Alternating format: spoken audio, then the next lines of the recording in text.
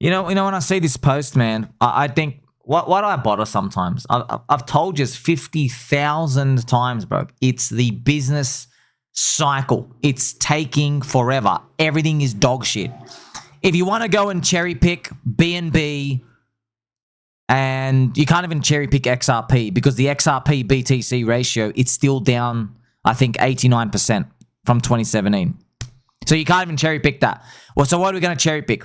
We'll cherry pick SUI, which have still 70% of tokens locked up, just handing out to Raoul Powell and Ivan, whoever else has taken them. I don't know if Ivan's taken them. Definitely CryptoBand has taken them. So we got PUI, we've got BNB, who's literally a buy and burn casino because of this unicorn. Okay, I've cherry picked 2 coins. Soylana's down 65% from a 2021 all-time high, and they've been running up for 1.5 years. You just think Soylana's amazing because you might think that it's gonna shoot up massively again, bro. You might only have 3x to the all-time high before it's done. Get to $600. You don't know. You don't know it's gonna keep continuing the wave.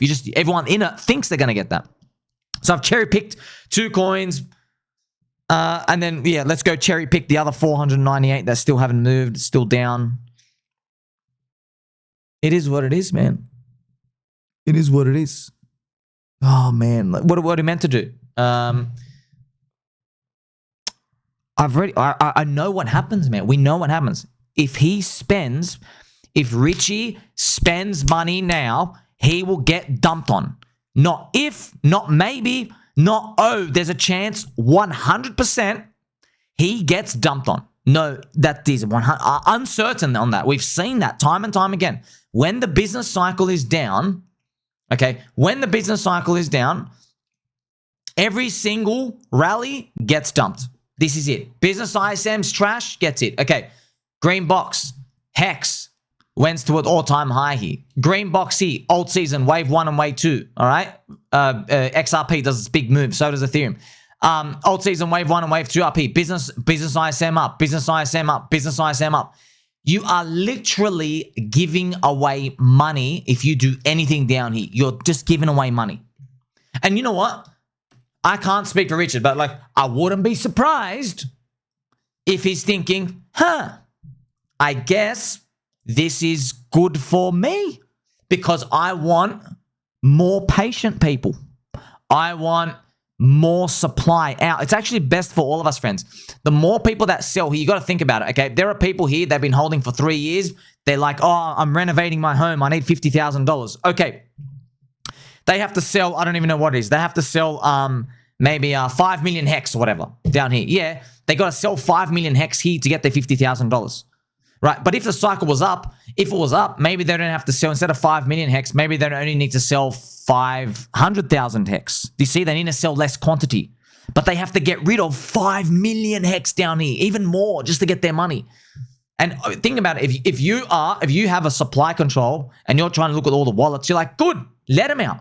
I would rather someone sell 5 million hex, 20 million hex, or 10 million PDI, or a billion pulse, or a billion PulseX. Sell that quantity down here. Sell it. I want you to sell. Let the little turtles nibble on it, right? Because when it's time to go up, you're gone. You and all the other harpooned whales. So I want you to keep these in the back of your mind every time you think about quitting. Every time, if I wake up every day, I'm like, hurry up, man. Okay? I don't wake up going, it's okay. I dread when people go, how's that crypto market going? I'm like, oh my gosh, totally should have been a plumber or something, right?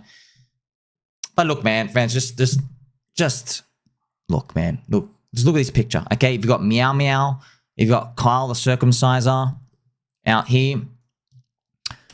You had a look at that picture? Okay, good. Nice purple colors. PulseChain is so contrarian that the soy media cabal, they refused to report on the PulseChain SAC treasury. So it's holding 166,000 Ethereum, which is awesome, right? They refused to report on the PulseChain SAC treasury. Okay, that's interesting, friends. So you can go to strategic Ethereum reserve, right? And so there's a distinction, right? There's companies and there's entities. And what you'll notice is because they don't want to put PulseChain, they'll go out and they go, oh, no, let's not show this one. PulseChain's number 5, man. It's number 5. More Ethereum than Coinbase, bro. More Ethereum than Coinbase. So, that's the soy media for you. Let's play some Pumpy G music for us, though. For us. We're going to mog them. Remember, friends, the soy media and soy cabal and soy boys, soy girls, and even soy squirrels. Yes, there are some squirrels who don't hold their own nuts. Unlike us, okay? They cheered for the SEC. Wrong. They cheered for the corrupt Interpol. Wrong. Instead, they got their mouths open and the corrupt Interpol are lactating their fat man boobs. Totally bogus case, okay? Remember, these are the same people. They cheered for Celsius.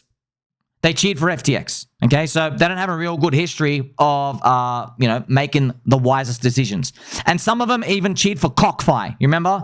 Anthony Pompliano. And I get it, friends. I know, there's a bit of remorse and showing mercy, etc., etc. Okay, bro, but you gotta learn, okay? When I give you a second chance, okay, it doesn't mean you go make the same mistake. That means you are repeating the same mistake. That means you're back to being a cuck. It's like if you're sitting in the hotel cuck chair and your missus is getting railed, I'm not telling you when you walk out the door, go get another girlfriend in the next hotel room and go sit on another hotel cuck chair. I'm telling you, go to the elevator, press G, go downstairs and walk out the reception. They sip on soy latte while skipping leg day.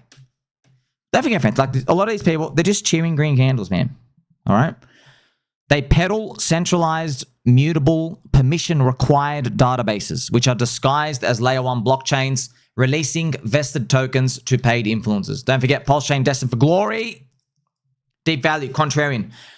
I don't care that the business cycle's taken a long time, okay? I still, look, do you really think it's going to be low forever? I don't give a crap what you think, bro. I know it's not going to be low forever. That's what we've looked at. You can't look at the low part in the past, man. You're looking at the future. The future. Now, of course, some people say, oh, but the future recession's going to start. I don't give a crap. Learn from Warren Buffett. He never tries to predict if a recession is around the corner. He even says he doesn't worry about what the Fed's going to do with interest rates. Okay? He doesn't try to predict them. Yeah? He doesn't try to predict them. He tries to look for value. Now, of course, he gives zero value to cryptocurrency, but you got to look at the principle. Yeah? He's thinking long term. Stuff you can control. And remember, you have the PulseChain marketing and everything starting to crank as well. So you keep all this in the back of your mind.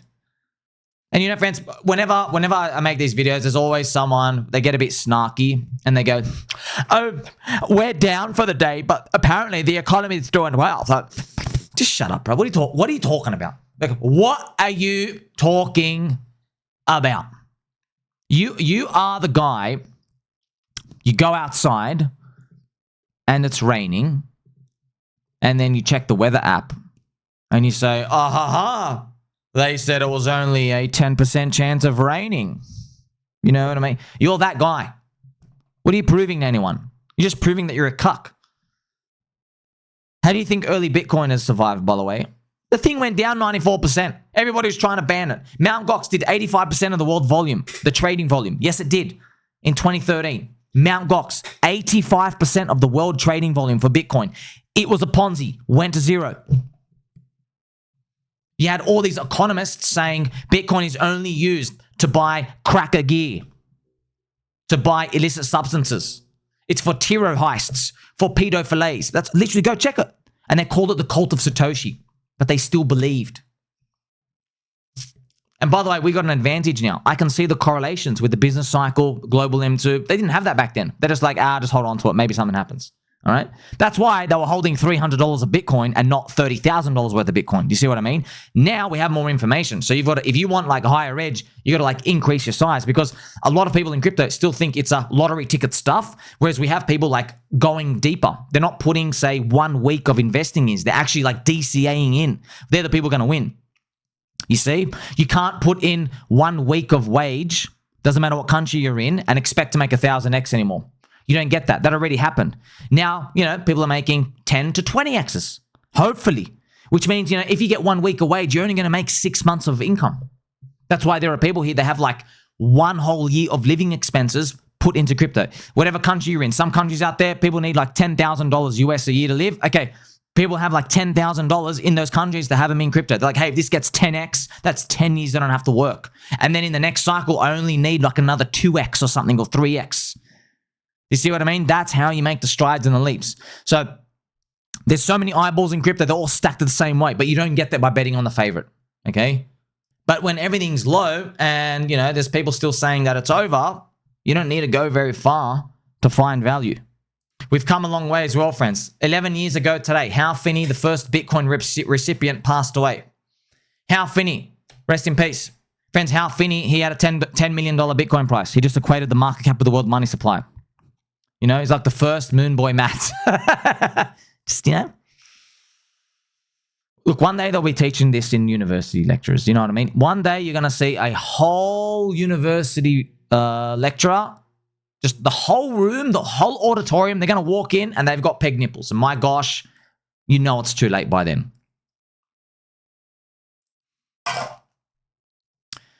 In a world full of soy, there is only one place to turn to, PulseChain. You can buy any coin you want. It's just deep value contrarian, strong network effects. The price goes lower and lower and lower over time. I'm just showing you like hey, it's still alive, but the market says it's dead. You know? I look for the biggest opportunity, friends. Some people, they're scared about buying $1. They're scared when it's trading at 1 cent to 5 cents. They're really scared because the narrative that it's dead is really compelling. But it's worth your while to go check, hey, is the market really right? Is it missing something? Is there information asymmetry I can gather? Because if the market's wrong, there's huge upside. Yeah? I look for stuff like that. You know, other people, many KOLs, they don't like buying $1 for 5 cents. Or 1 cent. They don't like that at all. It's too risky for them. And I get it. You know, Arthur Gage doesn't like doing that. Crypto Kobe doesn't like doing that. And they're both billionaires. Okay? They like buying $1 for 30 cents. Yeah? It's about a 3x in there. You know, so it's not 1 to 5 cents anymore. It showed that it can recover. And now you're buying, I guess, a momentum wave. And you're hoping the 30 cents becomes $1. You see what I mean? I don't like that. Because while crypto has all this edge and people still haven't figured out, you know, the business cycle and ISM, all these other people don't truly understand this stuff. Things are sitting at 1 cent. It's not that they're risky. It's just that you need balls just to sit there and believe. Yeah. Because look at stocks. Friends, stocks, they don't go trading at 1 PE. Right? Price to earnings ratio. They trade at 15 PE, 20 PE. Right? If something's trading at 20 PE, that means you're getting about the cash flow every year. You're getting about 5% of the valuation every year. 5% yield. That's of the new cash flow, whatever product or service they're selling.